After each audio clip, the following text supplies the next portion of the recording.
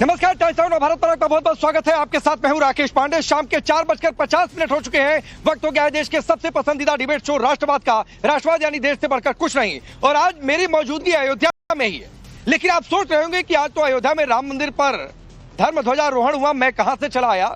तो दरअसल मैं चला आया उस जगह पर धन्नीपुर गांव में, जहां पर अयोध्या पर सुप्रीम कोर्ट के फैसले के बाद एक और फैसला था, जहां पर मस्जिद बननी थी। मैं आपको सबसे पहले तस्वीर आपको दिखा देता हूं। आप ये देखिए, यहाँ पर बोर्ड लगा हुआ है। ये बोर्ड में आप देख रहे होंगे कि जो मस्जिद बननी थी उसकी एक डिजाइन जो पास हुई थी उसकी फोटो लगी थी। लेकिन ये बोर्ड की हालत क्या है, आप अंदाजा लगा सकते हैं कि मस्जिद बनाने को लेकर कितनी गंभीरता होगी। ऐसा ही एक बोर्ड पीछे भी लगा हुआ है। इस बोर्ड में भी आप देखिए, धन्नीपुर में जो मस्जिद बननी थी उसका डिजाइन यहाँ पर रखा हुआ है, लेकिन इस बोर्ड की भी हालत जीर्ण शीर्ण अवस्था में है। आप एक और तस्वीर आपको दिखाता हूं। आप इस तस्वीर को देखिए, ये खाली जगह आपको दिख रही है, सिर्फ एक मजार है जो कई साल पुरानी है। सामने बच्चे क्रिकेट खेल रहे हैं। ये पूरी जगह जो करीब 5 एकड़ की जमीन है, दूर दूर तक आपको दिखाई दे रही है। इस जगह पर मस्जिद बननी है, लेकिन मस्जिद का नामो निशान नहीं है, नींव तक नहीं, कोई तैयारी नहीं है मस्जिद बनने की। लेकिन इस देश में एक सियासत और पश्चिम बंगाल में हो रही है, जहां पर कहा यह जा रहा है राम मंदिर पर धर्म ध्वजा जब फहराई गई तो टीएमसी के एक नेता हुमायूं कबीर कहते हैं, जो फिलहाल तो टीएमसी में है, कि बाबरी मस्जिद बनवाएंगे। तारीख भी 6 दिसंबर की रखते हैं। फोटो भी आ गई है, जरा डाल दीजिएगा। फोटो भी वैसे ही रखने की कोशिश करते हैं। तो सवाल है कि क्या ये उकसाऊ सियासत का हिस्सा है? सवाल इस बात को लेकर भी है कि आज प्रधानमंत्री मोदी ने राम मंदिर पर धर्म ध्वजा फहराई तो कुछ नेता कहते हैं कि साहब ये तो सेकुलरिज्म के सिद्धांत के खिलाफ है। तो सवाल यह कि अगर ये सेकुलरिज्म के सिद्धांत के खिलाफ है तो जो जिद हुमायूं कबीर ने पाल रखी है वो क्या सेकुलरिज्म के कसौटी पर, पैमाने पर खरी उतरती है? सवाल इस बात को लेकर भी है कि जब आज राम मंदिर संपूर्ण हो गया तो फिर क्या अखिलेश यादव को यह लग रहा है कि नहीं, राम मंदिर आना चाहिए? क्योंकि आज सुबह जब प्रधानमंत्री मोदी अयोध्या पहुंचे तो उसी समय उन्होंने सोशल मीडिया पर एक पोस्ट किया और कहा कि पूर्णता ही पूर्णता की ओर लेकर जाती है। इटावा का केदारेश्वर मंदिर पूर्ण हो जाएगा तो बाकी सारे मंदिरों के भी दर्शन करेंगे। संकेत गए और मायने ये निकाले गए कि अखिलेश यादव अयोध्या आएंगे। लेकिन आप ये देखिए, फिर भी अयोध्या में राम मंदिर का नाम लेकर उन्होंने ये बात नहीं कही। कहीं बाकी सारे मंदिर जाएंगे, नहीं खुलकर कह पाए कि राम मंदिर ही जाएंगे। लेकिन संकेत यही है, चर्चा यही है। सपा के कुछ नेता भी कह रहे हैं कि हाँ ठीक है, यही बात है, करेंगे डिबेट। लेकिन सबसे पहले आप एक रिपोर्ट दी। भर रहे हैं सदियों की वेदना आज विराम पा रही है। सदियों का संकल्प आज सिद्धि को प्राप्त हो रहा है। आज उस यज्ञ की पूर्णाहुति है जिसकी अग्नि 500 वर्ष तक प्रज्वलित रही। यह गुलामी की मानसिकता ही है जिसने इतने वर्षों तक रामत्व को नकारा है। भगवान राम अपने आप में एक वैल्यू सिस्टम है। भारत के हर घर में, हर भारतीय के मन में और भारतवर्ष के हर कण कण में राम है। लेकिन गुलामी की मानसिकता इतनी हावी हो गई कि प्रभु राम को भी काल्पनिक घोषित किया जाने लगा। हमारे राम भेद से नहीं, भाव से जुड़ते हैं। उनके लिए व्यक्ति का कुल नहीं, उसकी भक्ति महत्वपूर्ण है। उन्हें वंश नहीं, मूल्य प्रिय है।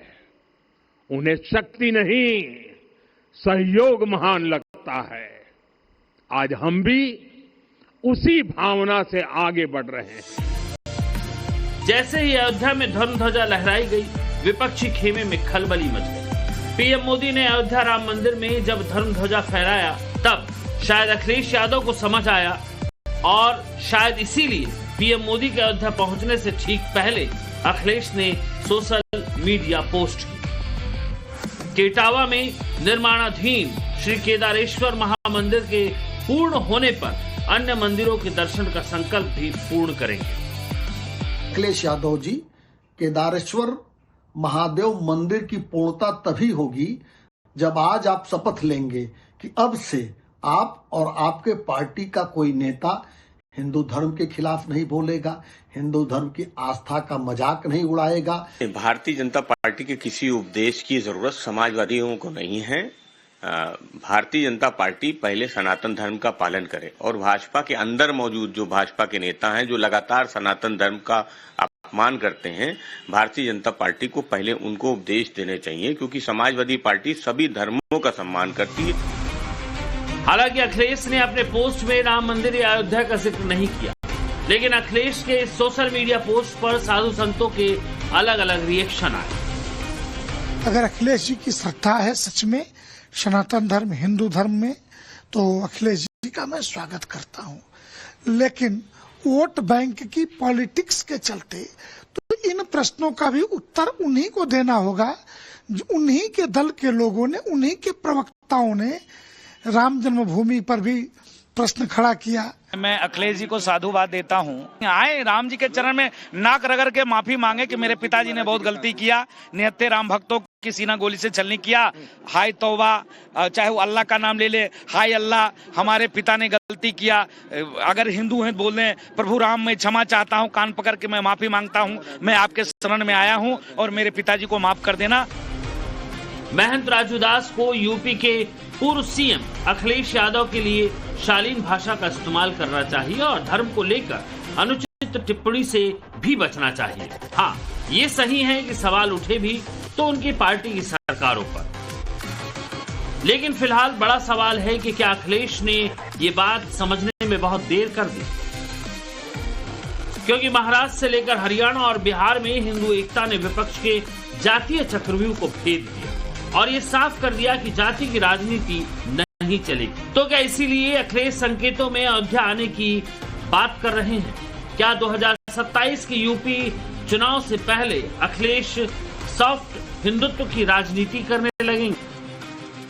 एक तरफ अखिलेश सॉफ्ट हिंदुत्व की तरफ आते दिख रहे, लेकिन लगता है कि समाजवादी पार्टी के खेमे में ही एकता नहीं दिख रही। जहां अखिलेश मंदिरों की बात कर रहे हैं, वहीं उनकी पार्टी के सांसद जियाउर रहमान बर्क धर्म ध्वजारोहण को लेकर पीएम मोदी पर हमलावर है कि हमारा देश लोकतांत्रिक है, संवैधानिक है और यहाँ पर धार्मिक देश नहीं है।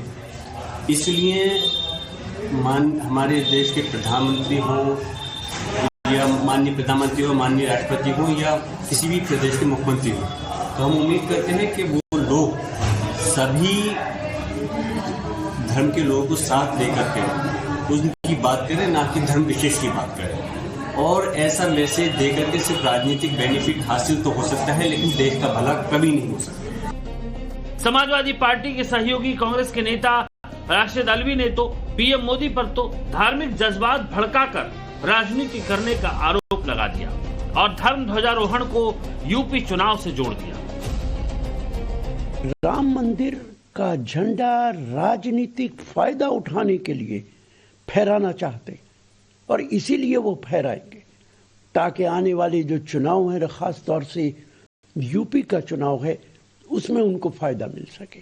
वो देश के धार्मिक जज्बात को भड़का के राजनीति करना चाहते हैं। फिलहाल सवाल यही है कि जब अखिलेश 2027 के यूपी चुनाव से पहले हिंदू वोट बैंक की ओर झुकाव दिखाते नजर आ रहे हैं, तो विपक्ष के इन नेताओं के ऐसे बयानों से सपा और कांग्रेस सॉफ्ट हिंदुत्व की राजनीति से एनडीए को कैसे चुनौती देगी? क्या देर से जागा अखिलेश का सॉफ्ट हिंदुत्व यूपी चुनाव में काम आएगा?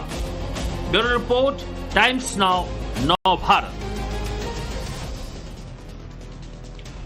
अपनी रिपोर्ट देखिए, हैरान करने वाली बात यह भी है कि आज जब प्रधानमंत्री नरेंद्र मोदी ने राम मंदिर पर धर्म ध्वजा फहराई तो एक तस्वीर बंगाल से भी आई। पश्चिम बंगाल के मुर्शिदाबाद में नई बाबरी मस्जिद के पोस्टर लगे, जरा उसकी तस्वीर भी दिखा दीजिए। हुमायूं कबीर नेता है, वो कह रहे हैं कि 6 दिसंबर को बेलडांगा में बाबरी मस्जिद की नींव रखेंगे, ऐसा डिजाइन होगा। तो सवाल ये उठता है कि भाई ये उकसाऊ सियासत का हिस्सा है, लोग इनके साथ जाकर खड़े भी हो जा रहे हैं और जो लोग खड़े हो जा रहे हैं उनसे तो मैं सवाल पूछ रहा हूँ धरनीपुर में खड़े होकर कि फिर यहाँ पर मस्जिद बन जाए, समय से बन जाए, इसके लिए कितनी आवाज उठाई। मैं आपका परिचय आज के मेहमानों से करवाता हूं। धनंजय गिरी भारतीय जनता पार्टी के नेता और प्रवक्ता, शैल नैयर हैं बीएचपी के प्रवक्ता, स्वामी करपात्री जी महाराज हैं चंद्रमोहन शर्मा जी कांग्रेस पार्टी के नेता, दीपक रंजन है समाजवादी पार्टी के नेता और प्रवक्ता, और हाफिज और अहमद अजहरी है स्टेट प्रेसिडेंट AIMPLB के। आप सभी का बहुत बहुत स्वागत है। दीपक रंजन, आपसे ही शुरू करता हूं। राम मंदिर पर ध्वजा फहर गई, आपकी पार्टी के सांसद कह रहे हैं साहब ये तो सेकुलरिज्म के खिलाफ है। और उधर बाबरी वाली बात क्या सेकुलरिज्म के हिसाब से ठीक है? देखिए राकेश जी, अयोध्या में धर्म ध्वजारोहण होना ही अच्छी बात है। हम इसके विरोध में नहीं ना, हम इसके खिलाफत में हैं। ये बिल्कुल बहुत अच्छी बात है। देखिए माननीय सर्वोच्च न्यायालय के आदेश के बाद जो है वहां पे मंदिर बन करके तैयार हुआ और उसी को उसमें जो प्रधानमंत्री जी ने वहां पे ध्वजारोहण किया। लेकिन साथ ही साथ हम ये भी चाहते हैं कि वहां पर प्रभु श्री राम से हम ये भी प्रार्थना करते हैं कि आज उत्तर प्रदेश में जो भ्रष्टाचार व्याप्त है, जो महंगाई व्याप्त है, जो बेरोजगारी पूरी तरीके से पनप रही है, उस पर भी प्रभु श्री राम जो भारतीय जनता पार्टी को ये निर्देश या ये कहने का काम करें कि आज उत्तर प्रदेश जो है जिस दिशा में जा रहा है वो भी दिशा जो है ठीक हो।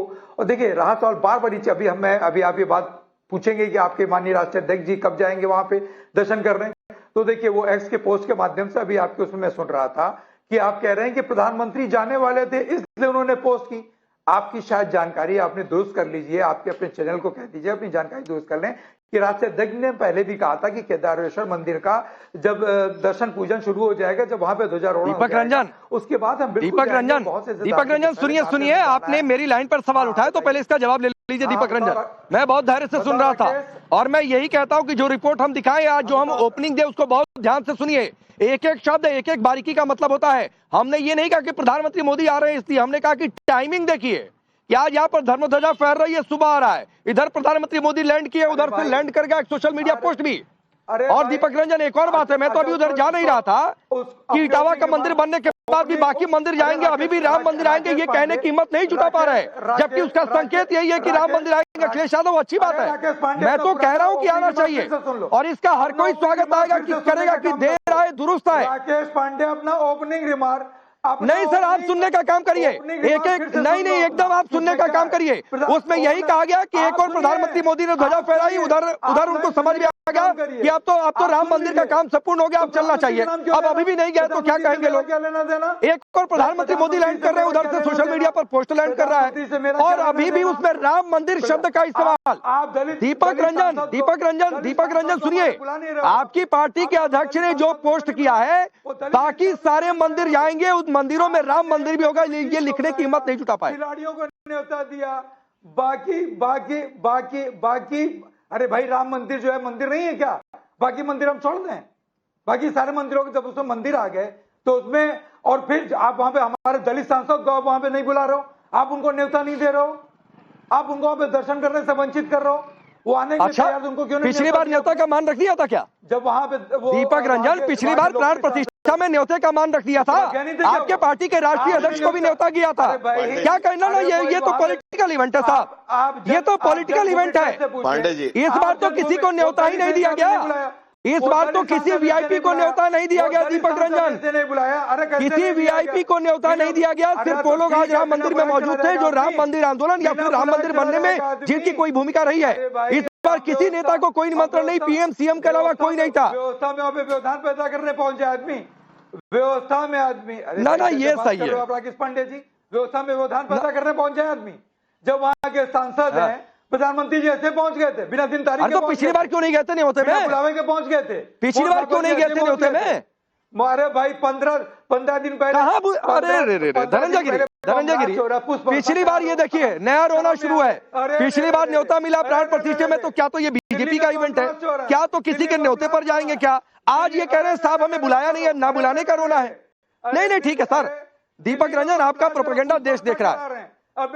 धनंजय गिरी जी, एक तो ये बात, दूसरी बात है बाकी सारे मंदिर जाएंगे लेकिन राम मंदिर का नहीं लेंगे जुबान से।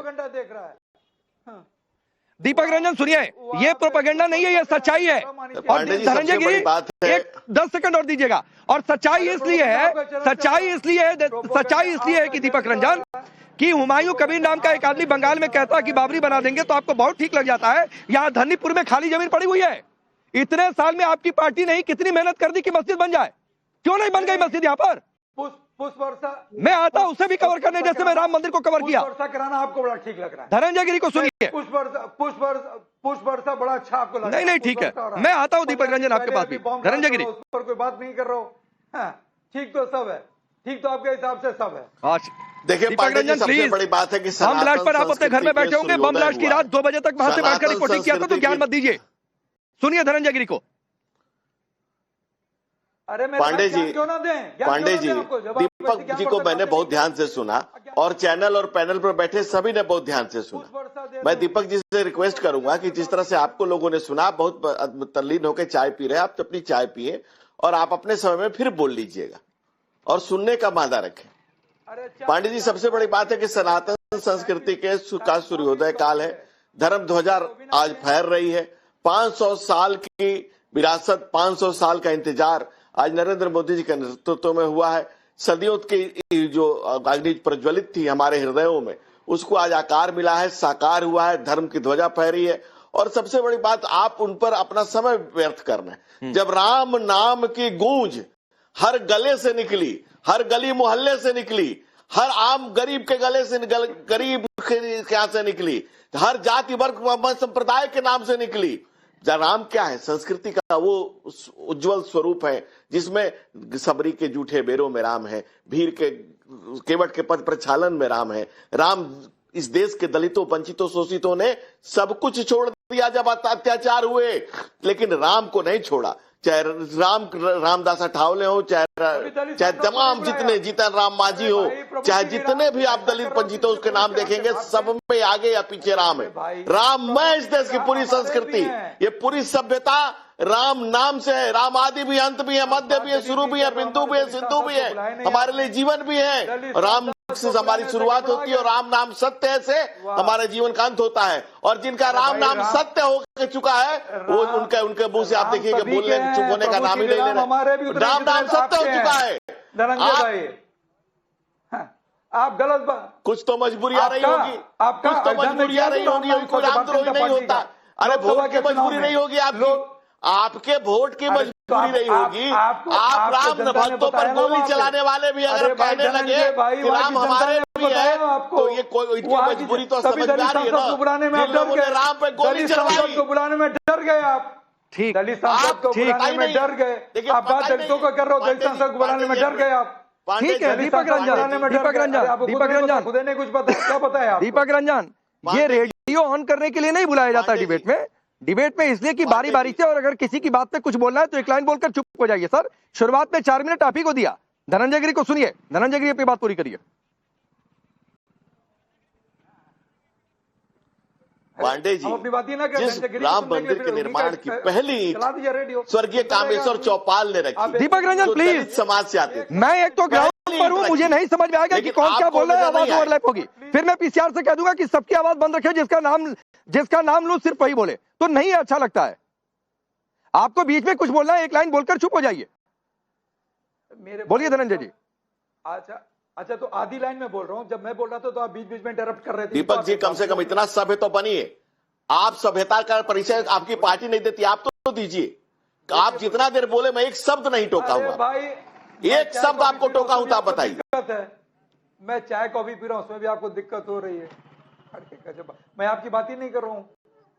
अरे दीपक रंजन प्लीज, मैं आखिरी बार रिक्वेस्ट कर रहा हूं सर, और इसके बाद पीसीआर ना माने तो सिर्फ धनंजय गिरी की आवाज आप रखिएगा अगले 30 सेकंड तक। धनंजय गिरी अपनी बात पूरी करिए प्लीज। छोड़िए, ये पर्सनल बातें नहीं, आप चाय कॉफी पीजिए, चुस्की लीजिए सर, चुस्की लीजिए। ये बहुत चुस्की लेने का समय है, चुस्की लीजिए। आप चाय की चुस्की लीजिए। धनंजय गिरी को सुनिए। पांडे जी, दलित इस देश के दलितों, वंचितों, शोषितों, पीड़ितों ने सबरी की प्रतीक्षा जिस तरह से पूरी हुई है, सबरी की प्रतीक्षा का अर्थ आप नहीं समझ पाएंगे। राम भक्तों पर गोली चलाने वाले इसको नहीं समझ पाएंगे, उनके समझ में नहीं आएगा। दूसरी बात, जिस राम मंदिर के निर्माण की पहली ईंट रखने वाले कामेश्वर चौपाल दलित समाज से आते हैं, और वो लोग दलितों की बात करें जिसने देश के पहली दलित मुख्यमंत्री बहन मायावती को सरेआम, बहन मायावती ने केस कराया कि सपा के गुंडों ने मेरे मुझ पर प्राणघातक हमले किए, मेरी जान लेने की, मेरी अस्मत लेने की कोशिश की, और कहा कि चढ़ गुंडन की छाती पर लगाओ मोहर हाथी पर। जिन्होंने घोषित गुंडा कहा, जिन्होंने दलितों का दलन किया, उनको दलितों का मान मर्दन किया, और जिन्होंने दलितों को डिग्रेड किया, ऐसे लोग भी दलितों की बात करने आए थे। कुछ तो शर्मो हया रखिए, बेशर्मी की इंतहा है आप। दूसरी बात, राम भक्तों पर ठीक है। अब मैं चंद्रमोहन जी के पास जाता हूँ। अरे कृष्ण के जन्म लेकर रामद्रोही हो। एक मिनट पांडे जी, कुछ तो मजबूरी। ठीक है धनंजय जी, आता हूं। चंद्रमोहन शर्मा जी, आपकी पार्टी के नेता कह रहे हैं कि प्रधानमंत्री मोदी आगे धर्म ध्वजा फहराने, तो ये पॉलिटिकल बेनिफिट के लिए आ गया सर। तो पॉलिटिकल बेनिफिट के लिए पहली तो बात की आप लोगों ने भी क्यों नहीं दर्शन कर लिया? आप तो फिर भी एक संकेत समझ में आ गया है कि अखिलेश यादव कब आएंगे, लेकिन राहुल गांधी कब आएंगे ये भगवान ही जाने, या तो राहुल गांधी जाने या तो उनके सो कॉल्ड एडवाइजर जाने, पहली बात। दूसरी बात है कि अगर ये पॉलिटिकल बेनिफिट है तो आप लोगों की जुबान क्यों नहीं खिलती है कि अगर कोई बाबरी उसकी तस्वीर 6 दिसंबर की तारीख की बात करे, ये कौन सी बेनिफिट के लिए?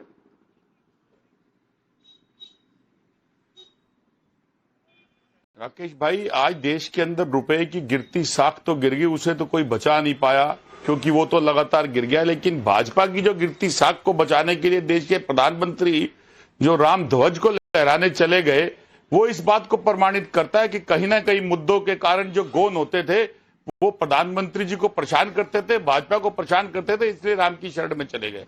और हमारी रही राम की शरण की, जाग के मन में राम बसे वो जग जग जाई। मतलब अगर राम मन में बसे तो जाने की जरूरत नहीं है, राम आपको घर में बजोगे तब भी मिल जाएंगे।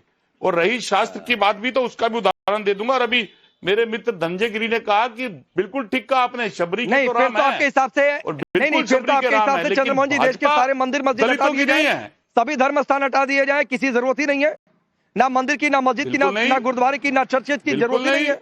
जिसका जब मन करेगा जाएगा, हटा देते हैं सारे मंदिर मस्जिद। जिसका जब मन करेगा जाएगा। मैं जब मन करता है मंदिर में जाता हूं, लेकिन मैं ढंडोरा लेके ढोल लेके नाचता नहीं हूं, क्योंकि तो कहिए कि मन नहीं कर रहा है। मैं हिंदू हूं, मैं सनातन प्रेमी हूं। तो चंद्रमोहन शर्मा जी यही कहिए कभी मन नहीं कर रहा है, लेके नाचता नहीं हूं। अभी अयोध्या जाने का मन नहीं है, और ढोल अभी राम मंदिर जाने का मन नहीं है, मैं बांट नहीं हूं ना, बात खत्म।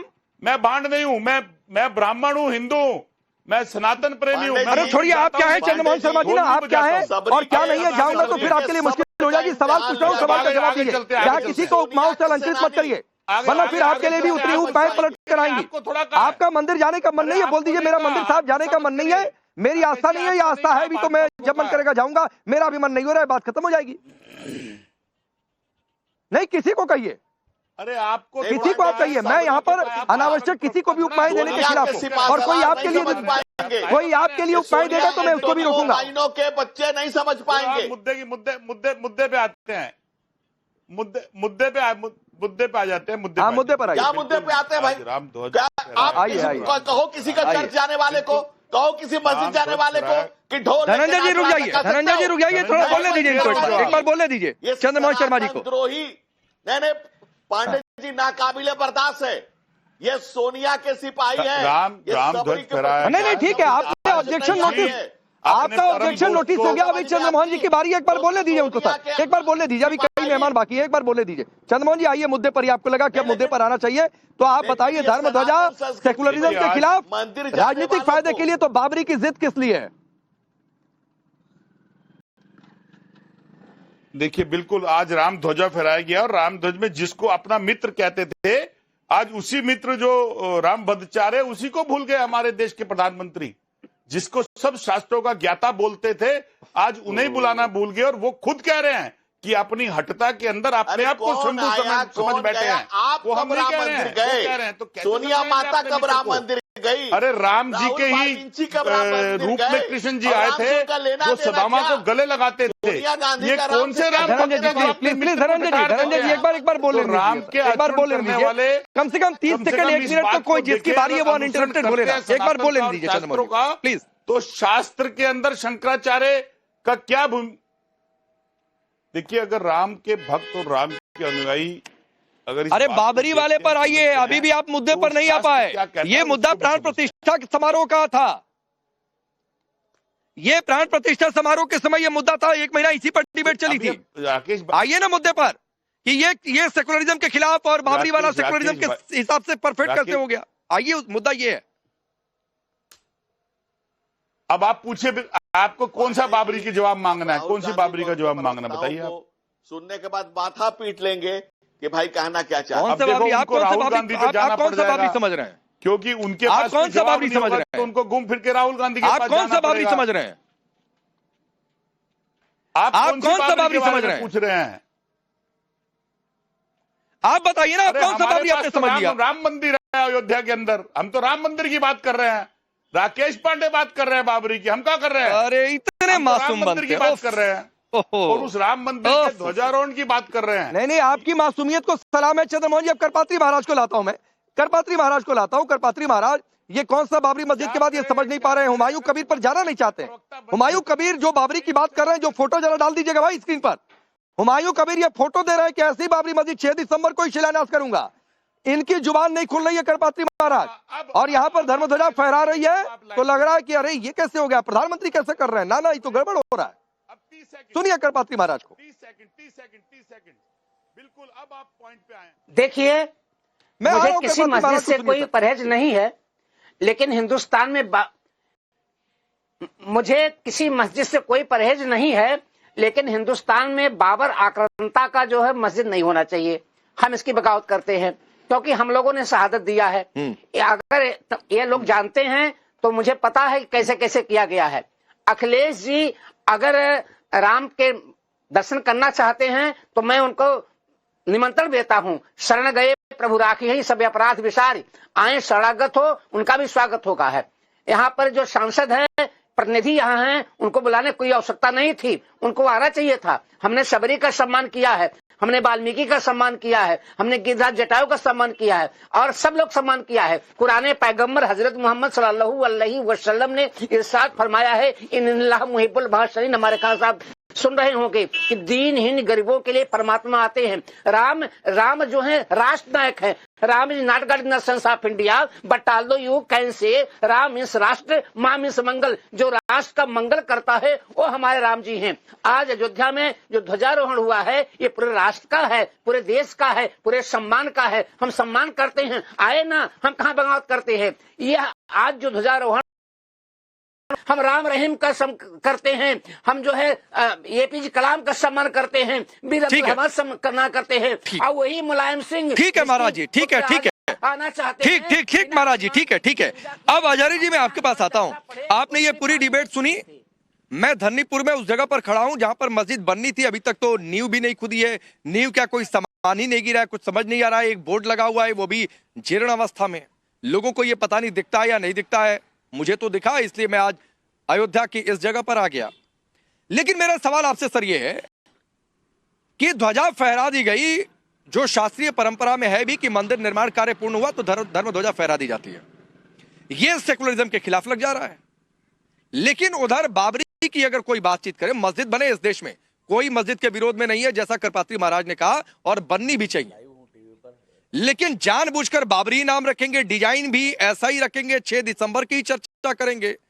तो मैं आपसे सिर्फ इतना जानना चाहता हूं कि क्या यह बात सेकुलरिज्म के हिसाब से ठीक है? देखिए, मैंने सबको सुना है। मैं उम्मीद करता हूं मुझे बोलने का मौका दिया जाएगा जब आया है तो। और अभी जो दीपक रंजन साहब को सभ्यता सिखा रहे थे, मैं उनसे खास तौर से कहूंगा मुझे सुन ले। बाज़े रहे कि मैं बात बाज़े कर दूं कि मैं हम मुसलमान किसी मजहब के, किसी धर्म के दुश्मन नहीं है, ना हम दुश्मन मानते हैं। हम किसी मजहब के धर्म स्थल के सम्मान का इनकार ना हमने कल किया था, ना आज किया, ना कभी कर। स्थल के सम्मान का इनकार ना हमने कल किया था, ना आज किया, ना कभी कर सकते। हम देश की गंगा जमनी तहजीब के साथ, देश के संविधान के साथ खड़ा रहना चाहते हैं। बात यह है कि जो धर्म का जो अभी जो आपने बताया ध्वजारोहण कर रहे हैं, ये मैं तो समझता हूँ यहाँ धर्मगुरु भी बैठे हैं और उन्होंने कई बातें बहुत अच्छी भी कही हैं। मैं बहुत अदब के साथ उनसे मैं पूछ रहा हूँ, क्या ये जो ध्वजारोहण जो हो रहा है धर्म का, क्या ये अधिकार शंकराचार्यों का है, धर्माचार्यों का है, आचार्यों का है, या ये अधिकार प्रधानमंत्री का है? क्या ये प्रधानमंत्री जी आपका अधिकार छीन रहे हैं या नहीं? अरे ये काम तो आपका है, प्रधानमंत्री का थोड़ी ना है। प्रधानमंत्री का देश में सुरक्षा देने का काम है, प्रधानमंत्री का देश में शिक्षा देने का काम है, प्रधानमंत्री का देश में चिकित्सा देने का काम है। क्यों भाई? आचार्य जी, मैं आ जाऊंगा इस पर। अब आप आचार्य जी सुन पाओगे? हाँ नहीं ठीक है आचार्य जी, मैं आ जाऊंगा इस पर। अब आप सुन ही नहीं पाओगे, यही तो आप में कमी है। नहीं मैं बिल्कुल सुनूंगा सर। मैं सिर्फ ये चाहता हूं कि मेरा जो मूल सवाल है उसका जवाब मिल जाए। आपके सवालों का जवाब करपात्री महाराज से भी लूंगा और नैयर साहब से भी लूंगा। मैं ये कमिट कर रहा हूं, आपके इस सवाल का जवाब मैं करपात्री महाराज से भी लूंगा और नैयर साहब से भी लूंगा, लेकिन मेरे सवाल पर आ जाइए। मेरा जो सवाल था उसका जवाब दे लीजिए सर। देखिए, फिर मैं आगे बढ़ धन्नीपुर की जो आप बात कर रहे हो उसको हम मस्जिद की जगह मानते ही नहीं। हमने बहुत पहले बयान अपना दे दिया था कि जो किसी मस्जिद के बदले जगह दी जाए वो जगह हम इस्लाम स्वीकार नहीं कर सकता। हम एक मस्जिद की झाड़ू भी दूसरी मस्जिद में नहीं दे सकते। तो साहब, एक मस्जिद की जगह के बदले हम दूसरी मस्जिद की जगह क्यों ले लें? हम चलिए, क्यों ले लें? नहीं, ठीक है, मेरा सवाल फिर भी ये नहीं था मस्जिद को। हजारी साहब, मेरा सवाल फिर भी ये नहीं था, लेकिन आपकी एक बात से, अरे सुनिए हजारी साहब, मेरा ये सवाल भी नहीं था, लेकिन आपकी बात से एक चीज क्लियर हो गई कि आप धन्नीपुर में मस्जिद के खिलाफ हैं। धन्नीपुर में मस्जिद नहीं बनेगी ये आप कह रहे हैं, और इसीलिए शायद यहाँ पर कोई काम नहीं दिख रहा। चलिए मैं आगे बढ़ जाता हूँ। नहीं सर, मैं आगे बढ़ जाता हूँ। मेरा सवाल ये भी नहीं था, फिर रिपीट कर रहा हूँ। मैं कह रहा हूँ धर्म ध्वजा किसने फहराई, इस पर बाद में बात कर लेते हैं 2 मिनट में। पहले ये बातचीत कर लेते हैं कि धर्म ध्वजा फहराना सेकुलरिज्म के खिलाफ और बाबरी की बात करना क्या सेकुलरिज्म के हिसाब से ठीक है? मेरा सवाल आपसे ये था। कुर्सी पर, प्रधानमंत्री की कुर्सी पर बैठा हुआ नहीं कर लेंगे सर, कर लेंगे। पहले मेरे सवाल का जवाब मिल जाए। ध्वजा फहराएगा तो ये सेकुलरिज्म के खिलाफ नहीं है क्या? बताएं हमें। बिल्कुल फहराना चाहिए, देश की यही संस्कृति है। अच्छा, बाबरी वाली बात करना, बेलडांगा में बाबरी की बात करना, नहीं ठीक है। अभी आपके बीच सेकुलरिज्म का टेस्ट हो जाएगा। और बाबरी की बात करना, हजारी जी, और बाबरी की बात करना, 6 दिसंबर की बातचीत करना, वो तस्वीर जारी करना, वो सेकुलरिज्म के हिसाब से ठीक है ना? जिन्होंने तस्वीर जारी की है उन्होंने सिर्फ राजनीति की है। एक मिनट, अभी सबकी आवाज डाउन है, कोई नहीं बोलेगा, सिर्फ हजारी जी बोलेंगे। हजारी जी, बाबरी की बात करना, 6 दिसंबर की बात करना, तस्वीर जारी करना, क्या सेकुलरिज्म के हिसाब से ठीक है, हाँ या ना? जिन कबीर साहब ने ये जो तस्वीर जारी की है और बाबरी की बातचीत की है, मैंने बहुत पहले उसी दिन उनकी मुखालफत की कि ये सिर्फ उन्होंने सियासत की है, राजनीति की है और मुस्लिम तुष्टीकरण की राजनीति की है, जो उनको नहीं करनी चाहिए थी। देश के संविधान के खिलाफ है। मतलब सेकुलरिज्म के हिसाब से ठीक नहीं है। बिल्कुल ठीक है हजारी जी, मतलब सेकुलरिज्म के हिसाब से ठीक नहीं है, मैं ये मानकर चलता हूं।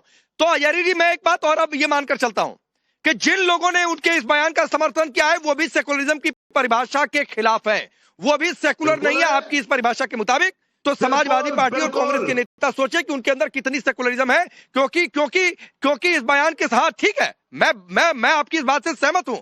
अब नैयर साहब, शास्त्रीय परंपरा में तो यही है कि जिसको यजमान है, जिसको बुला दिया जाए, उसके कमलों या उसके हाथों से धर्म ध्वजा फहरा दी जाती, जो यजमान बन गया। अब उसमें वो प्रधानमंत्री है, तो क्या यजमान नहीं बन सकते? क्या प्रधानमंत्री अपने धर्म का पालन नहीं कर सकते? तो नहीं साहब, क्यों? क्योंकि इससे लोगों को दिक्कत होती है। नैयर साहब,